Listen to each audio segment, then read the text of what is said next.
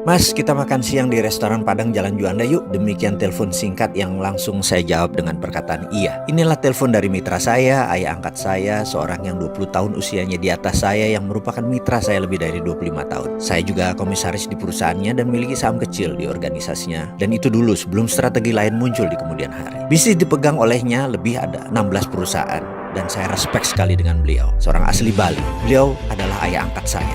Singkat cerita, hari itu kami makan berdua di restoran Padang favorit kami. Dia bercerita sambil makan bahwa 3 bulan ini kami harus pinjam sana sini untuk menutup overhead perusahaan. Saat itu kami memiliki 600 lebih pegawai dengan beban usaha biaya rutin lainnya kurang lebih 1 bulan 5 miliar ongkos yang kami butuhkan. Sudah 3 bulan ini kita pinjam sana sini, demikian dia berkata. Berat dan benar deh, sudah 25 tahun lebih kita berbisnis, kita tidak pernah telat bayar gaji. Dia memulai monolognya dengan nada serius. Kemudian dia berkata, kita ini para direksi dan pemilik harus gulung koming setiap saat, cari cara untuk menghidupkan perusahaan. Dan untuk itu pegawai kita tidak perlu tahu masalah.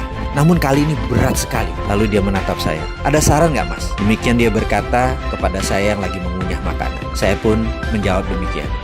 B, gini deh. Bagaimana kalau kita siapkan paket shake hand, golden shake hand kalau perlu. Kita adakan juga program pensiun dini. Kita minta mereka beberapa orang yang ingin pensiun dini, kita pensiunkan. Dan beberapa orang yang tidak perform, kita pecat. Kalau perlu, orang-orang yang mungkin lagi tidak kita butuhkan, kita rumahkan tanpa gaji. Bagaimana Be kira-kira? Mendengar suara saya tersebut, wajahnya berubah. Dia menghentikan makannya. Matanya menatap saya dan suaranya menegak. Kamu sombong Martin.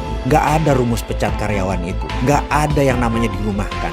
Gak ada yang namanya golden shake hand sekalipun. Mereka semua bekerja sudah sangat keras. Mereka adalah orang pilihan. Itu nadanya dengan tegas dia berkata. Kamu harus cari cara lain. Lalu dia melanjutkan bicaranya setelah terhenti sesaat. Kamu jangan pernah berpikir bahwa apa yang selama ini kita dapat adalah karena kepintaran kamu atau kepintaran saya. Gak ada itu. Semua itu terjadi, itu bukan karena kita. Ini merupakan jawaban dari doa 600 pegawai kita dan keluarganya. Mungkin kalau dikumpulkan ini adalah doa dari 1.500 orang. Jujur, kamu harus berpikir berbeda dengan apa yang kamu katakan barusan. Ini semua bukan karena kamu, bukan karena saya. Jangan mentang-mentang ekonomi lagi turun, kita lagi susah, pegawai kita pecat. Bukan begitu, nggak bisa begitu. Ini contoh aja ya, saya kasih tahu kamu. Coba kamu bayangkan, kamu berdoa dengan ikhlas, bekerja keras dan jujur. Lalu di catatan langit, kamu harus dapat rezeki 10 miliar bulan ini. Coba bayangkan itu ya. Maka malaikat yang ditugaskan menurunkan 10 miliar itu pasti perlu infrastruktur rezeki turun. Di mana itu? Yaitu bisnis kamu. Jadi dia turunkan lewat bisnis kamu, rezeki itu datang ke kamu. Begitu juga doa 1.500-an anggota keluarga karyawan kita. Begitu mereka harus dapat rezeki, di langit mereka tercatat mereka harus dapat rezeki. Maka malaikat itu kan menurunkan melalui perusahaan kita. Itulah yang membuat perusahaan kita berdiri lebih dari 25 tahun. Jadi itu bukan karena kepintaran kamu, bukan karena jabatan kamu, bukan karena saya. Kita ini hanya penyambung jalannya rezeki. Usaha kita itu adalah infrastruktur keluarga pegawai kita untuk rezeki itu turun ke mereka. Faham kamu? Jangan sombong kalau berpikir. Jangan mentang-mentang kamu pemilik. Cabut kata-kata kamu itu. Cari kata-kata lain, cari cara lain. Saya terdiam.